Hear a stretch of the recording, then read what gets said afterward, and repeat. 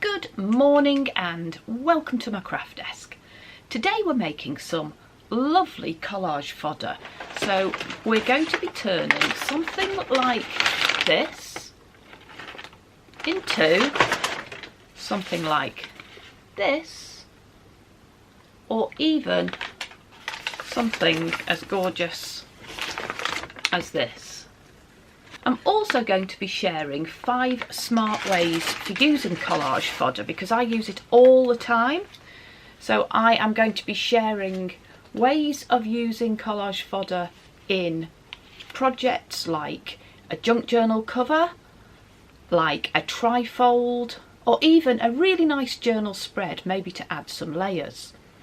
So what I'm using today is just simple Amazon packing paper. It comes in a variety of shades of brown, but you could also use brown paper bags. The point is we create this fantastic resource, this collage paper, which I use all the time in my projects. But not only is it useful, I thought we'd have some fun today because creating collage fodder like this is just so relaxing and so enjoyable. And let's be honest, we feel good when we're using up our really basic supplies. And that's really what my channel is about. I really like to share projects, making them easy, using basic supplies, and for that reason I create process steps. So here are the process steps for today's little make. You can find them on Pinterest, and let's get on and play. So the first thing we need to do to make our collage paper is select the basic supplies and gather them around us. So today I'm going to use Amazon packing paper, but I said that you could use paper from a brown paper bag. I think that would work really well. And I'm also going to play with some paints. And again, I really recommend that you get out and play and experiment with whatever you have. I like to use acrylic paint. And on this one I have, in fact, this is probably a better one to show you. On this one I've combined gorgeous teal with gold. So maybe think about the combinations of colours that you want to use and rotate them as we go through the seasons. On this one, just to show you that you don't have to use acrylic paint, this is a well-used piece. It was a lot bigger, and I have splattered it with some gold paints and some of my watercolour paints.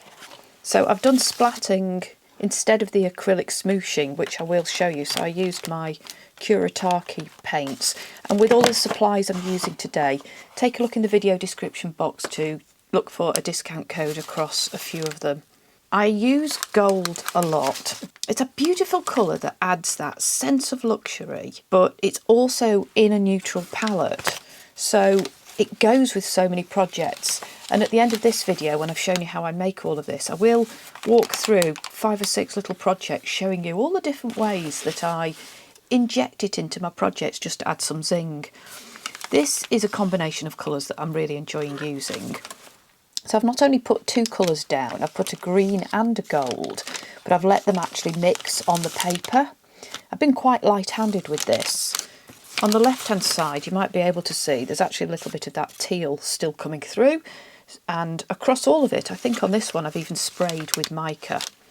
So the paints that I'm using are primarily ones from my boxes of Arteza metallic acrylic colours.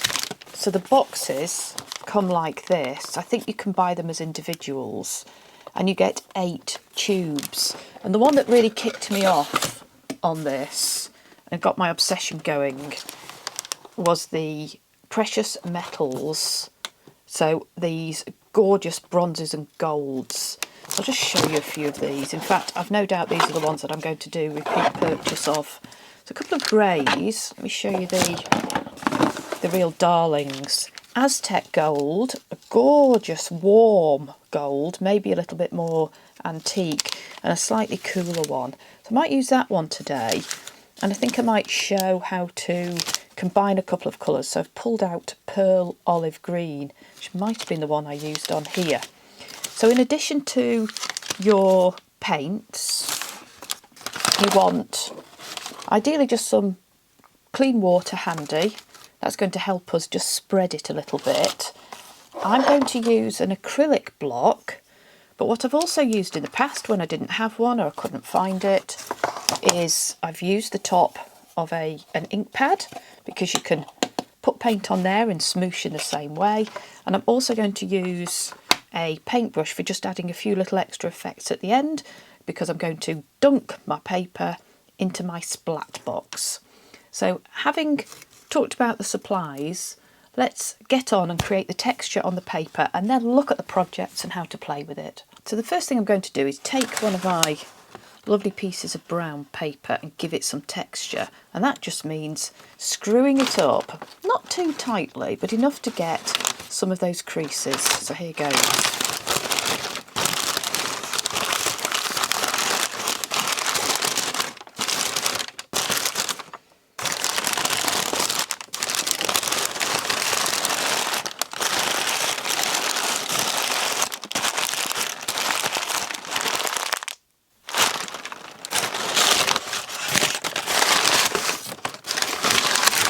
And it's as simple as that. To put the paint on, it needs to be relatively flat. I maybe should have had paper behind to protect the desk, but I don't.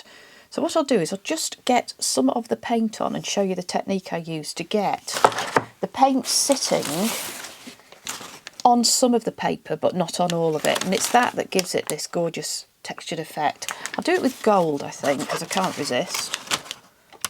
Little magpie that I am. Which one of these is open? So I've got Aztec gold or just pure gold. Let's try. That one's obviously been used.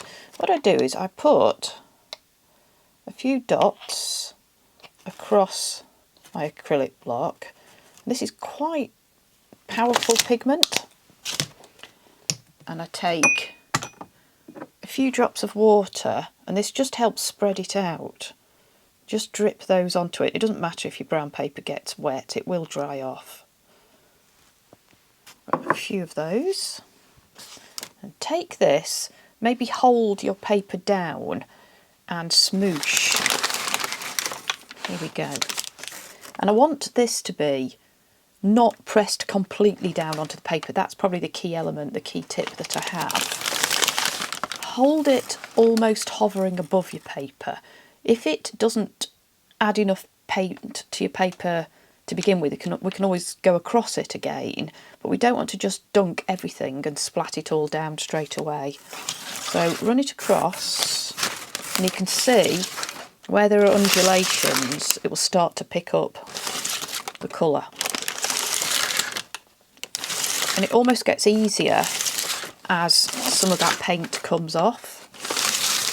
And it's like looking at a map, isn't it? It reminds me of geography. Does it remind you of talking about stones and rocks? I don't know. I'm just going in the opposite direction because it helps to, with my lights, to stretch out the paper a bit. And with all of this, it's a bit like pastry. You want to be just a little bit light-handed. And how easy was that to get some of our collage paper with gold? But I certainly don't want to leave it at that. I want to have a go adding another colour and just see what happens. What colour shall we have? Shall we find that green? So I've pulled out pearl olive green. So these collections of acrylic colours that I'm getting all mucky are they're all metallic, so they all have something a bit special about them when they get added to the paper. But as I say, do have a go with other types of paints, whatever you have. Let's try again. I've just put a tiny bit on, so maybe this is my secondary colour, but it's a gorgeous green and I think it would go with lots of projects. So I think with this one, I'm going to start in this direction and just really light-handed. You can always go back and add a second coat. And some of it's mixing up and some of it's found brown paper that hasn't yet been painted.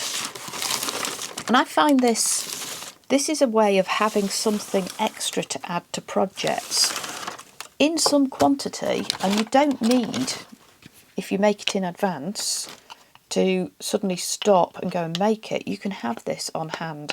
And I have to say, it's great for breaking a page and getting going if you're making a junk journal page. Maybe you're doing something with prompts. Just add a little bit more. And as I said, I like to do this with teal. I wonder what other colours would work. I tend to pick a couple of colours, and although it's lovely to do this, it's actually quite relaxing. I probably need to stop at this point. Now, just before I show you those half dozen projects for how to use this, I am going to put it in my splat box. It's a bit damp. Push that in there and add just a little bit more texture. And I like to add, in quite fine dots, some natural greens just to lift it. So that's one colour. Obviously, again, totally whatever you're feeling on the day. Green is of one of those colours that goes with so many things. So this is my Kuretake Watercolours. These are actually from Stationery Pal. The acrylics I've used are teaser. I do like to mix and match and just choose the best of. I like the tiniest amount of black, and if I do that with just really delicate dots, I think that makes the gold just really pop. Let me know if you have a go at this, or indeed if you're going to have a go, just drop a comment down below and tell me if you're enjoying playing with your basic supplies and using up some of that packing paper or brown paper bags. That's probably enough. The other colour that is quite useful to add is white, if you have it. So easy to dirty the white, isn't it? What a mucky pup. But that as well, and then if I can, with the brush, just get a bigger swipe, I get these strings of dots as well. I've just got paint on my camera light. How about that? Right, splat, splat, and I think that's enough. And that would be something that would be great in all sorts of projects. So some suggestions for how to use your collage paper, and this is in no particular order. I have added just little pieces to the scrappy snippet that I made the other week. So this is the snippet that I used lots and lots of pieces of scrap paper to make. You can see how long it is, and I'll link the video for making this in the description box down below. It's the one where I'm organising scraps, but I think it adds an element of something special, so that when I cut pieces off this is one I did in a whole load of neutral scraps, gorgeous music paper there. It really does add and complement lots of projects. It's easy to use because of the colours, despite the fact we've got some bling. In fact, this pouch, so this is a pouch I made with lots of space inside and lots of collage on the outside. I'll show you properly. But on the front, I added just a piece of that snippet, and then I added some extra little bits of blingy sequin on top. But it's in here, it just merges really well, so I think it works as extra embellishment on your projects. I did it also in this piece, so it got added to this little pouchy clutch as well. Let me show you the porthole pockets I made a while ago. This one had a little bit of extra added to it down there, and I added a butterfly, just a bit more bling. So that's just a single really easy pocket with a circle that I punched out and then added collage behind. I made some trifolds, and I found it to be very, very useful when I don't have enough paper of a certain type to fill maybe the backing here. So I've added some of my plain paper here, but on this one I added it with the extra gold on it. So it's great. A smart way to use it is for extra coverage when you don't have a piece of paper wide enough. It's great in your snippets to add the glamour, and it's great to fill in gaps. It's also good for building up your junk journal pages. So this just needs to be finished. This is my junk journal from Junk Journal January, and we're already in March. I will finish this and do a page turn. So I've used it on the cover So I built up a cover on a book page. I took a piece of art, just a photo really, a page from an art book, used that as the focal point, but I've kind of added a bit of a distress element down here. In fact, I've got 2 layers, one behind the sentiment and one here. This has just got gentle splats of watercolour paint on. So it's great for that layering, not only inside a junk journal, but also on the cover. And if I show you the layering effect, and basically adding just an extra bit of something that's interesting for the eye. I think this was one of my pre-made junk journal pages. Again, I'll link that in the description box down below, how to make these in advance so you can add them to your junk journal. This is a piece you can see quite a lot of the gold and the green on. So it works really well to layer and to break a page just to get it going. I would have liked to have used it in my envelope folder that I made a while ago, because I think it's quite an economical way of adding coverage, and it would add contrast. So it would be great had I thought about this and maybe played with those acrylic paints when I made my envelope folder. But I thought I'd show you this one because it's another place where you could use your collage fodder. If you've enjoyed this video, then I think you'll enjoy the videos in 2 of my playlists, which I'll link in the video description box just down below here. They're all about making ephemera, so pockets, tags, envelopes, that sort of thing, and a second one on how to make a junk journal. I hope to see you soon.